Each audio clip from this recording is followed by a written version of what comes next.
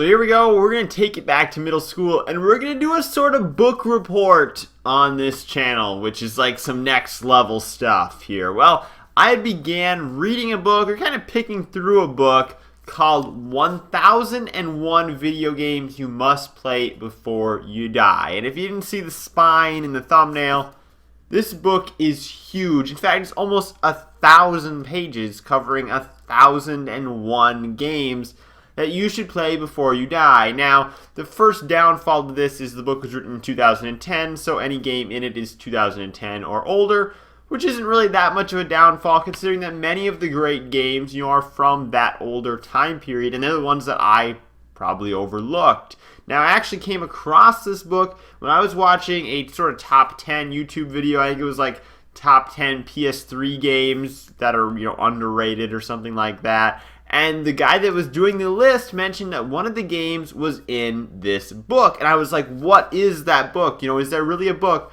that has 1001 games described in it? And as it turned out, it was a real book, and it costed $38, which seemed awfully pricey to me. Now, again, it was 1,000 pages, but I'm not one that wants to spend that much on a book. But like I said, it came out in 2010, which means I went on eBay, and I paid $7 for it with shipping, which is a great deal. If there's one book that every gamer should own, it's this book. So I really want to just give you a kind of simple look at the way the book is laid out. Now, as you can see, I have it open to the original Grand Theft Auto, and for every game, most games, it provides a picture, along with always including the original release date, the platforms it was released on. In this case, it says various because Grand Theft Auto, while being originally released on the PlayStation 1, has since been released on all sorts of different platforms. So it says various, along with the developer and the genre.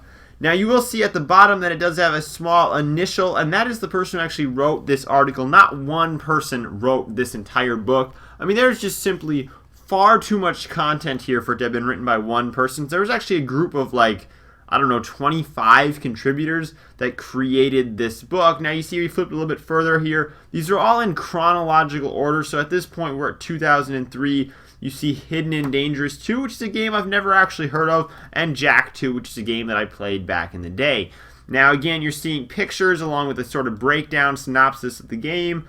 And then, here you get The Sims 2. There is no picture. This picture would assumably go with this game. So not every single game has a picture, but for the most part, a lot of them do. And then in some case, you get just these full-page pictures. Now, I believe there was a black and white copy of this book that came out. I believe it had like a green sort of Space Invaders type alien on the front.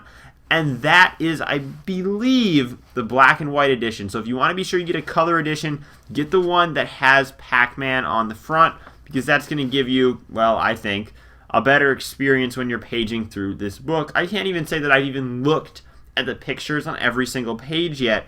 There's an index in the front where I was able to look for certain games that I was interested in. But to me, it just blows my mind. There's so much content in this book, and yet I only paid $7 for it. And that's not like a crazy deal. That's like the going rate for this book on eBay. And it's just such a great deal that I don't know why every gamer wouldn't want to have this on their shelves. So obviously there's going to be some arguments to this book. There's going to be people out there who are going to say you don't need it. You can simply just Google all that information. And of course that is true. But odds are you're not going to find a single web page that has a detailed list of 1001 games that you should play. That just seems extremely unlikely to me, but maybe there is a page out there like that. And then obviously the other argument is that the book is a little bit outdated. Like I said, 2010, I mean that was 8 years ago, but most of those great older games are obviously in here because they came out, prior to 2010. I know a lot of people these days just get stuck on this idea that, single player is dead, and EA is killing gaming and all of this. And the people who complain about that, I feel like maybe have played some of these older games that are in here that are far and wide single player focused, but they haven't played them all. They're complaining that there's not enough new stuff, and obviously that's a problem, but they haven't played all that's out there. So if there's still stuff left to play, I think you should go ahead and play that first. Plus,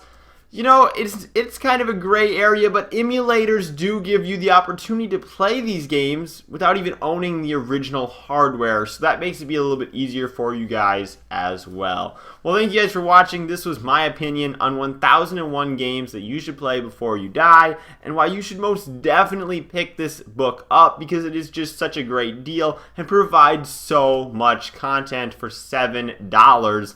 It's just mind-blowing. Thank you guys for watching. I will see you in the next video.